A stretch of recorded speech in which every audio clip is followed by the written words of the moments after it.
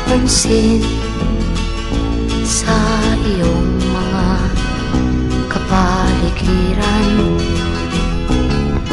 Kay dumi na ng hangin, pati na ang mga ilog natin. Hindi nga masama ang pag-unlad, at malayo-layo na rin ang ating narating. Ngunit masdan mo ang tubig sa dagat, dati kulay asul, ngayon'y naging itim. Ang mga duming ating ikinalat sa hangin, sa langit, huwag na nating paabutin.